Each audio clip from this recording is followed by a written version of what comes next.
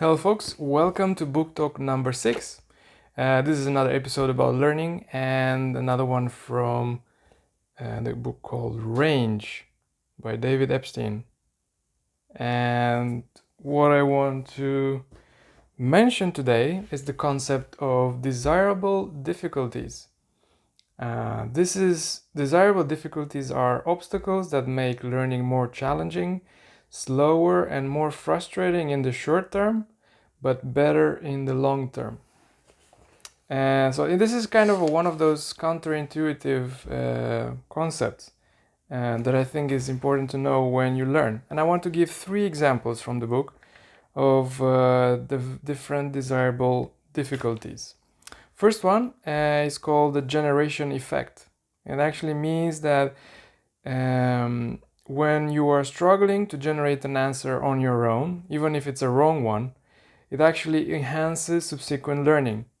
Basically, in contrast, by somebody giving you the answer or giving you tips. Just trying to generate an answer on your own actually makes it harder on the short term because you have to struggle getting the answer, but it has very good effects on subsequent learning. You actually gather a lot of learning in that process.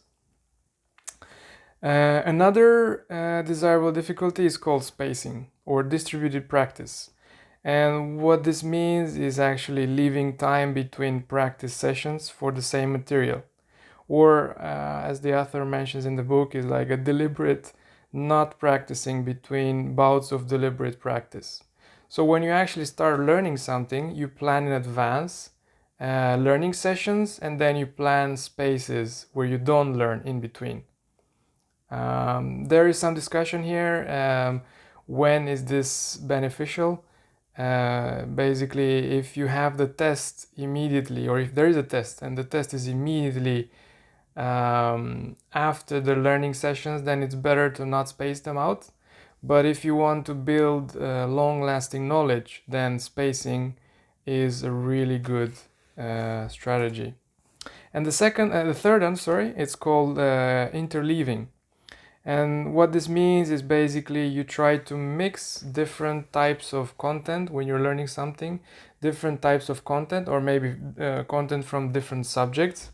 An example the author gives is like for math, when you're learning, it's good to actually mix different types of problems rather than taking them subsequently. Say, okay, now I learned this type of problem, I learn everything about it, and then exercise it and so on, and then I jump to the next. No, interleaving means you start studying maybe 2 or 3 types of problems at the same time. And interleaving improves deductive reasoning by creating abstract generalizations through different types of problems. So basically, by attacking different problems at the same time, we start seeing some patterns and generalization that we can extract and then maybe apply to different other types of problems that we haven't studied. And this is a very interesting approach. With that said, here they are, 3 desirable difficulties. Hope you find this helpful. See you. Bye.